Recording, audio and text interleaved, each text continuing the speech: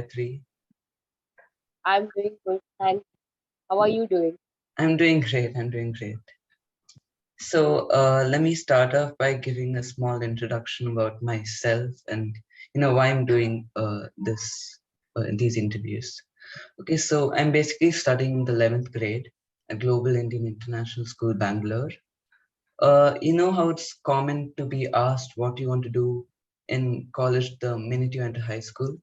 Yeah, so I've been facing the exact same problem, and I've heard a lot of people are just like me, and they have no idea what they want to do. So I thought it'd be helpful to create this platform, UnMajored, so that students like me can benefit from the information shared through these interviews, and hopefully get a better understanding and perspective of what they want to do. Okay, so for today, the Good to know. spotlight is on Gayatri Iyer.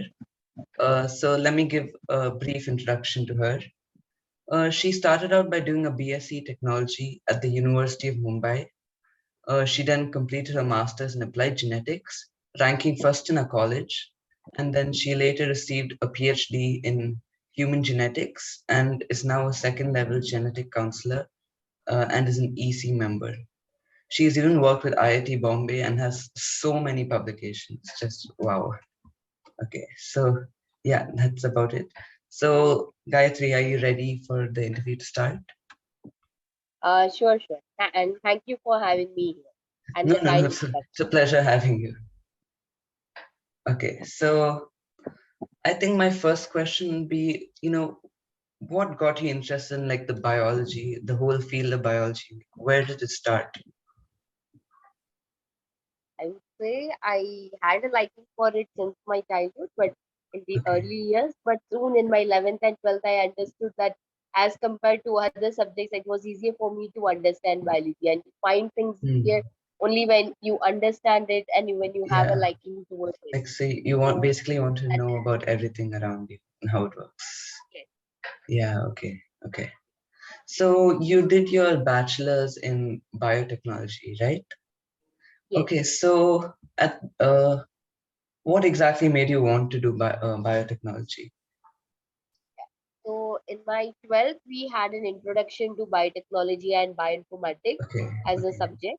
I yeah, did it from Mumbai, from the Maharashtra board itself, okay, where I got introduced to the topic. So I found it interesting, and then when I was appearing for my bachelor's, that is when I understood we can in Mumbai itself we also had bachelor's of biotechnology as a okay, subject okay. there.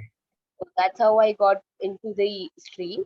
And while doing that, during the same time, Mumbai University also had a diploma program in bioinformatics. Okay, So that's so how you both did of them that? go together. Yeah. Okay, yeah, So I got that's enrolled into that as well. okay. So at that time, was there like any other interest you had in mind, like between deciding between biotechnology and something else? Was there anything like that you had?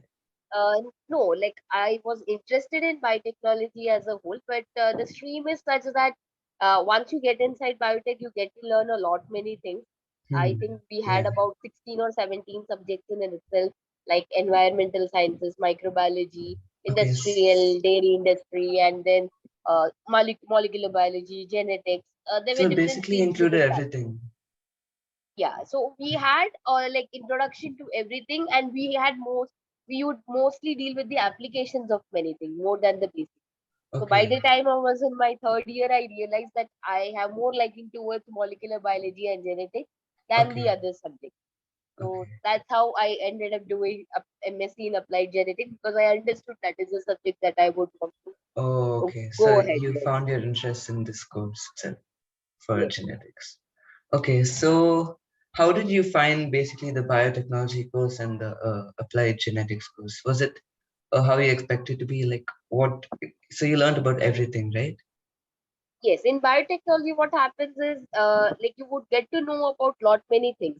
For a person who is uninitiated, who doesn't know which stream to go into, I feel if they are interested in biology and they are not very sure which way they want to Yeah. go, biotechnology is the best course, because you get introduction to botany, zoology, all of that, and then you get Everything. to Okay. choose, yeah, like which way would you would like to do your specialization in.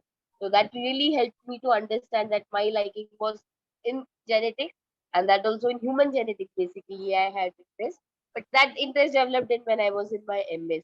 So, Yeah. so for, yeah, that's how it went. So, did you do any research or anything after your master's?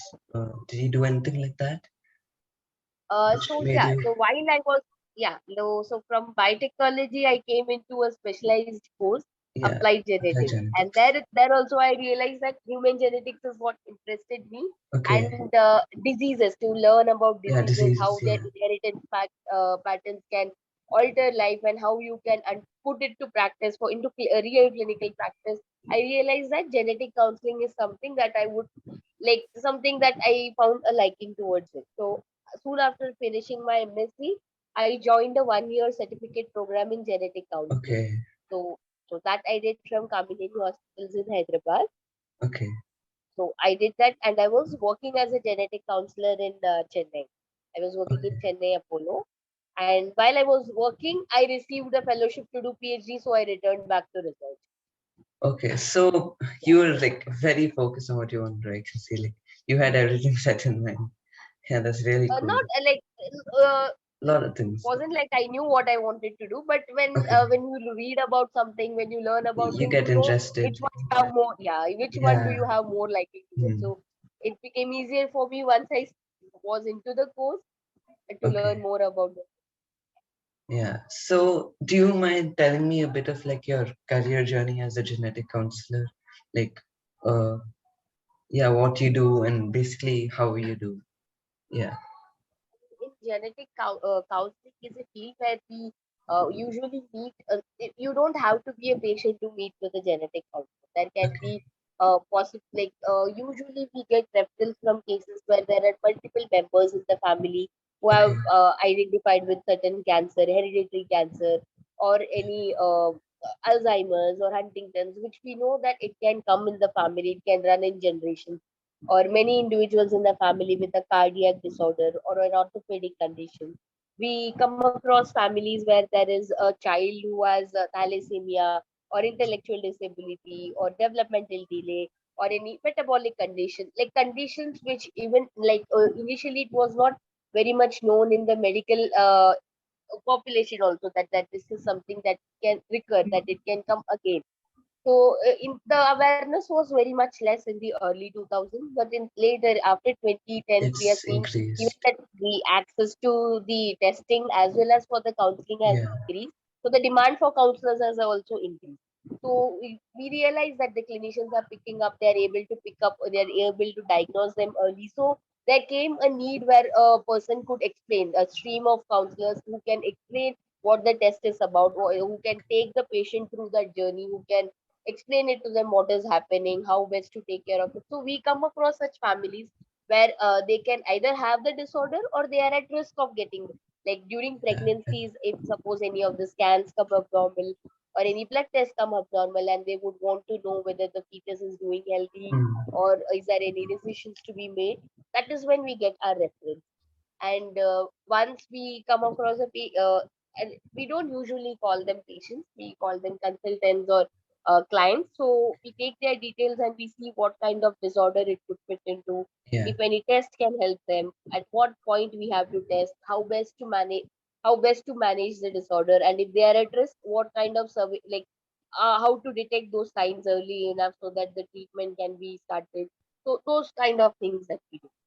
Okay. So, just a quick question. Suppose Yeah. there was like a husband and wife who came to you, like regarding uh them uh leaving any inherited diseases to their children or something. So how exactly do you do that? Do you take their genomes and like test it first and then Yeah, yeah. predict what will So, happen? yeah, genetic testing is a part of it, but we do not offer it like right away. You Okay. always have to assess who is the right candidate for the test. Hmm. How best are they going to take the results? Like not everyone is primed to. Yeah. It's not like a simple sugar test, like if, whether Hmm. to see whether It's the sugar more levels are high complicated. or just because this is something that is going to stay on for a lifelong. Life, So yeah. what we do is there is always a pre-test session, like Okay. from wherever we get the referral. If suppose there is some person in the family affected, or like you mentioned, a healthy couple who are planning pregnancy and want to plan a Yeah. healthy pregnancy come up to you. We assess have they come to you, and then what we do is we take their detailed family history on both the sides of the family. Okay, so We there is any disorder running in the hmm, family, if any yeah, child has expired, or any particular disorder that they are worried about. Or another thing is, in Indian population, in Asian populations, we see that there is consanguinity, the practice of consanguinity, of yeah, marrying families, or also hmm, endogamy, like we marry within our own communities. We yeah, yeah. usually It's a bit so common in India. even then there can be certain founder mutations also. So Yeah, we assess if they are at risk of certain conditions or not. So we try to see as much as history that we can get, and then we assess. Like after all this assessment, like explain it to them, like what would be the benefit of getting the test done, what kind of disorders that are commonly seen in our population, yeah, like how okay would they be with the result. It's very important that you tell them that these are the things can yeah. come up with when you do the test. And Yes, once exactly. they understand the implications, and if they still want to go ahead with the test, that is when we offer the test to them. Okay.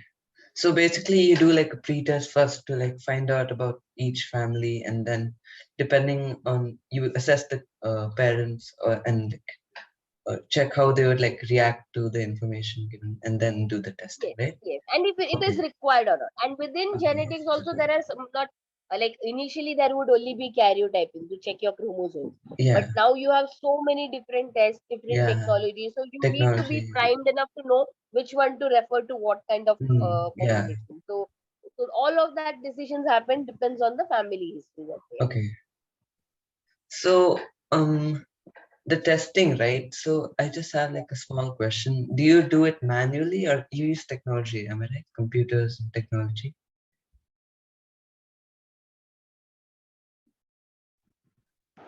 Hello, I'm sorry I got disconnected in between. No, no, no problem. No problem. Yeah, yeah, tell me. So I was just asking, so when you do the The test is testing, the actual testing, do you do it like manually or computer does it, right? And like It technology? depends what kind of a test that is. Okay. Like if it's a if it at some point you would require technology to come in, Yeah. but then there is certain parts, sample preparation and all, that can also be done manually, like chemical Okay. preparation, like setting up your PCR reaction and all, that can Yeah. happen manually. Certain labs also have automated that part as well. Like Yeah. after you take your sample, you would have to like isolate your DNA, or you have to Okay. culture the blood so that you can do the So karyotyping. that you So do depending manually. upon the so there would be a part of that happens manually. The Okay. rest would happen in like in for each step there would be a particular equipment involved, Yeah. and then the analysis happens in the last step, Okay. So processing and the analysis. okay, and then after basically you culture it and isolate the DNA, I think then does the machine calculate like Yeah, everything? yeah. So see, And if I'll give you an example. If suppose you want yeah, to know the karyotype of the couple, like the okay, chromosomes are healthy or not. At yeah, the big, like you want to see at the microscopic level if all the chromosomes look proper or not. okay, This usually we offer it to individuals who have concerns of infertility, okay, or if there is certain Down syndrome, Turner syndrome. In such yeah, cases, karyotype. So what we do is we take their blood sample. We have to take it in a heparinized tube, and then we have to initiate the culturing process. okay, So after initiating the culturing process, it takes 1 day's time, 24 hours for the for the cells to start dividing. okay, So usually we at the 72nd hour, at 72nd hour, what we do is we will be using the reagent so that we can log the cells at the metaphase stage. Because in okay, yeah, cell division, yeah, the usually in cells, if you in a resting cell, you would see all the DNA is in an interface state. It's in open like yeah, chromatin thread-like structure. You would see. To hmm, understand to see if all the chromosomes are proper or not, you have to visualize it at the metaphase stage. okay, So metaphase, you can like in a dividing cell, you can obtain it at 48 hours, 72 hours, but 72 hours is the standard one. okay, At 72nd hour, what we'll be doing is we'll be arresting the cells, so that we capture it at the metaphase. And then after certain treatments, we would be dropping the cells on a slide, the culture on Okay. a slide. Like, So the okay. cells would break off, and then you would see the chromosomes have come. So this you can put it under the microscope. So what happens is in the initial days, the scientists would manually count when they're looking at the within the Oh, okay. microscope how many chromosomes are there, and they should also be Wow. knowing if it is morphologically proper or not. So Oh my it was a gosh. very tedious task. But Yeah. now what has happened is, to the within the microscope you can have a processor, a camera which can Okay. capture it and show it on your computer. So in Oh, the okay. whatever you're watching it, it gets Hmm. like captured on the screen. And you can see it on And your you laptop. and there is, yeah, yeah, and there is software which will also assort the chromosome. You Okay. need not do it like yeah, like it requires certain like expertise to understand if the chromosomes are set properly or not. But the major part, like number, you don't have to count it manually. The counting and all can happen Hmm. like on the computer itself. And then Okay. you have to, based on the size, based on where the centromere is, you will have to place the chromosome and see if the count is 46 is not, or morphology, if any translocations are involved or not. So that all Okay. you see. So Yeah. here at each step, there is a certain equipment that is involved. So Okay. now when we go towards these are for chromosomes. Yeah. Now when I go towards the gene level, like within each chromosome, you would have about thousands of genes present. Genes. We Yeah. have only 23, yeah, 23 pairs of There's chromosomes we have, chromosomes. correct? Yeah. 46 chromosomes we have. For Yeah. a boy, it would be 46XY. For a girl, it would be 46XX. But Yeah. within the 46 chromosomes, we have about 20,000 genes divided. So if you Yeah. divide, that would mean Wow. about every chromosome should be having about 800 to thousands of genes. Yeah. That's a lot. So yeah, that's a lot. So in that case, what happens is you don't have to culture your sample. Hmm. After you take blood sample, you would directly isolate the DNA, and then there are processes depending upon what disorder you are looking at. There are separate tests available. So most of that happens in an equipment, particularly like Okay. the Sanger sequencing, or for next generation based sequencing. Depending upon what disorder you are looking at, you would Yeah. run that particular test. Okay. But So, you should know what you're looking at, so you would know which kind hmm. of test you're to run. So, I just want a small clarification. So, um, the culturing of the chromosomes, right? Is it Yeah, cell. basically make a cell? Sorry, is it basically Yes, making the cell like divide, undergo yes, yes, mitosis or something? Okay. yes, yes. Yeah. Okay. So you would be adding PHA, Huh. phytohematoglutinin, which will probe cell division. Okay. So, okay, It that's will what. stimulate the cell growth. Yeah. Yeah. So, if someone comes to you with the risk of getting some inherited problem, do you also provide a way to fix this, like changing the genome, for example? You cannot, majority of the disorders, you cannot fix the mutation. Okay. For certain disorders, like certain kinds of retinitis pigmentosa and all, you do have gene therapy available Yeah. for certain types of immunodeficiencies also, but you cannot fix it. So Okay. majorly what happens is, if suppose there is thalassemia and all, for certain disorders you can do a bone marrow transplant at a Okay. later stage. You can do that. Transplants can be done, but gene therapy is only available for certain disorders. Okay. So majorly what in like what we try to do is we see if it's already, if a child is affected, how best to manage it. Like if you know it's a retinitis pigmentosa, if you know thalassemia, if a transplant can be done, a gene therapy, but those are very expensive affairs. Like not Yeah. every person would be able to afford, so they manage it accordingly. And like depend, usually what they try to do is, we know what disorder it is, so we Yeah. understand the recurrence risk. Is it 25%? Is it Uh, 50%? Yeah. Yeah. It's huge. It's almost never 100%. It's either 25, 50. It's like Okay. that. So what we do is, we can plan a healthy pregnancy next time. Okay. We can do a prenatal diagnosis. In prenatal diagnosis, what happens is that 16 weeks of pregnancy, 12 weeks or 16 weeks, you can test the fetus Oh, to see okay. if the fetus is also affected or not. For certain, certain are reserved about it. They do not want to terminate or do not want to Yeah. Yeah. discontinue the pregnancy. So there is an alternate option, like they can go for an IVF procedure, but the parental gametes are only taken. Okay. It's called as pre-plantation genetic diagnosis. In Okay. that, what happens is parental gametes are only taken, mother and father are the Yeah. same. But like in IVF, we do know outside they would do. They would Yeah. see which embryo is healthy one, which doesn't have the Oh, mutation, okay. So and they they will can get only a place the healthy healthy one. baby. Yeah, Yeah. yeah, Okay. yeah. That So makes like in sense. that is an option, or if suppose they are okay with gamete donation, means that can also there is also. So all depends upon how that particular family is taking that information. So it Okay. depends and what disorder you're dealing. Yeah. Okay. So I think the whole process really elaborate. And also I think it's pretty cool, like doing everything, like visualizing everything and like analyzing, I think, the data, right, from the results you get. So Yes, yeah.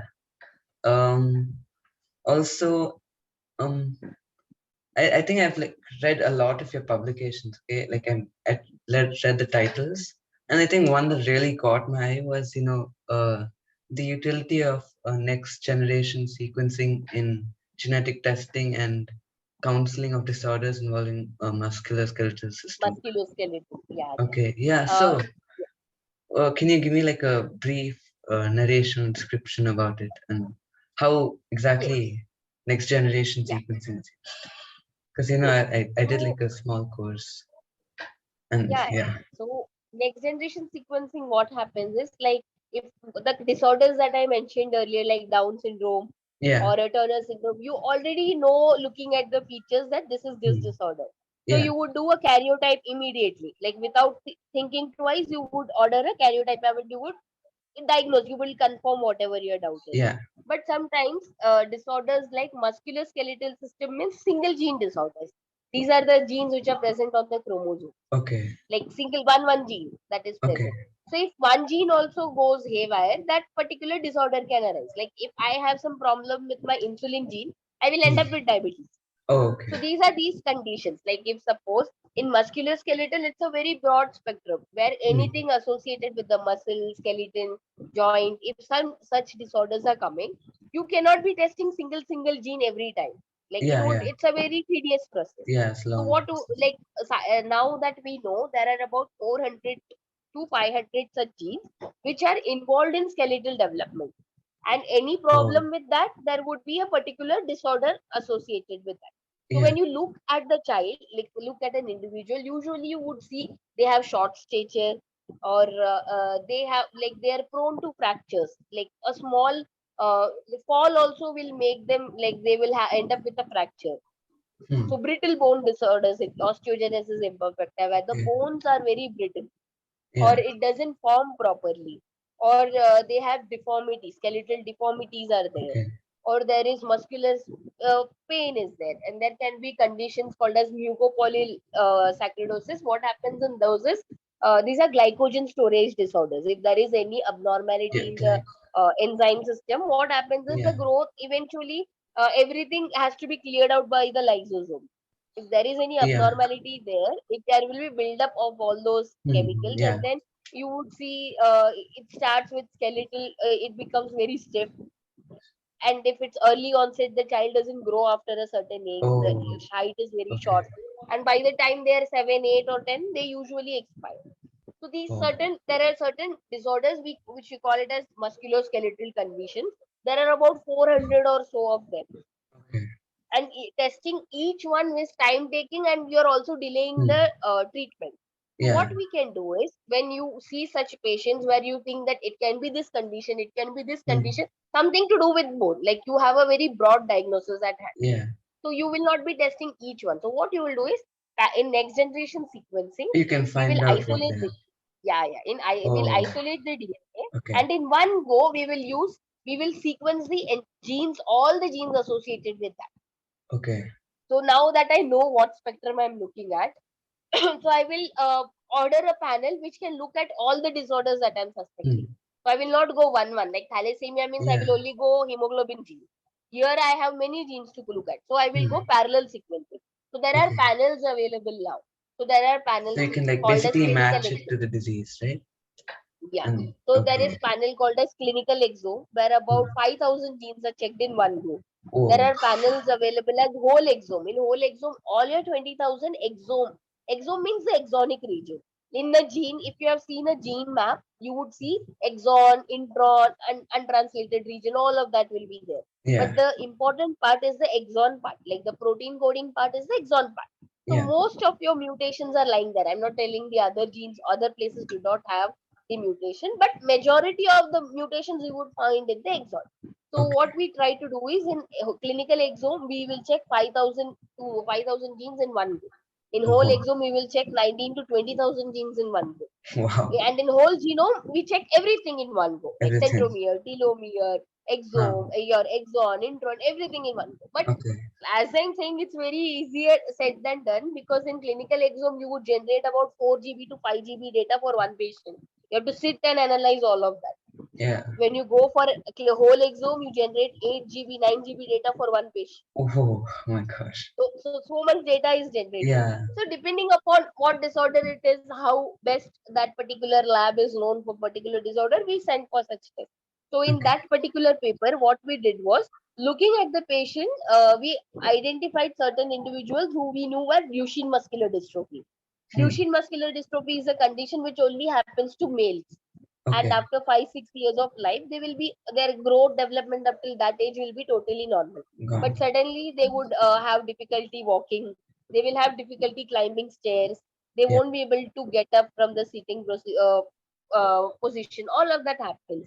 Yeah. And they would also have breathlessness, so Hmm. eventually little by little their muscular system gets affected.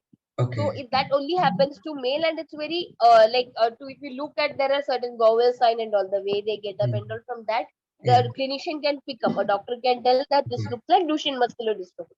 So we separated such patients, and it's a single gene disorder. So we did that test. For Okay. other individuals like a Down syndrome, also you can figure It's a out. So single. for them also we separated. So some Okay. from 50 individuals or so, we identified 34 who would benefit from this exome based testing. Huh. So we did exome for them, and depending on that, we identified what mutation has caused this particular disorder in them. And Oh. in those Okay. families, we saw, like if suppose the first child is identified with this mutation, the next step is to see if any one of the parent has it or not. If they have Okay. it, the recurrence risk will increase. Hmm. If both of them are carrier, that means every pregnancy has a 25% chance. So in Yeah. such families, we offered prenatal diagnosis in next pregnancy.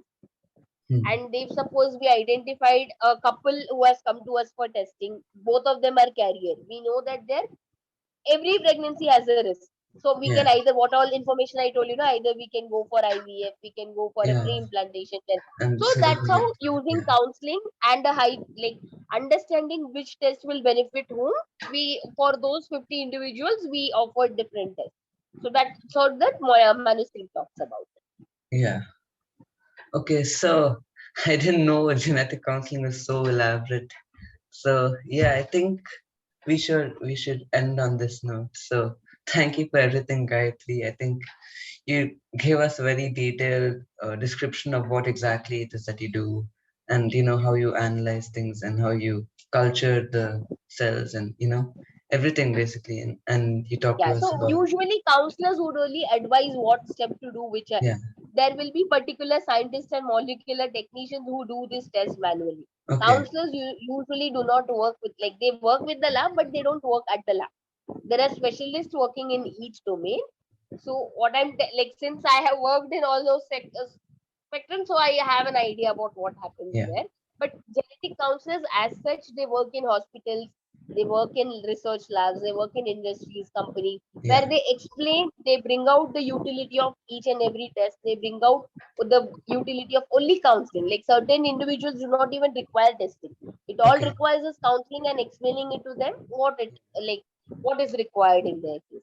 Yeah. So that's what a counselor usually does. Okay.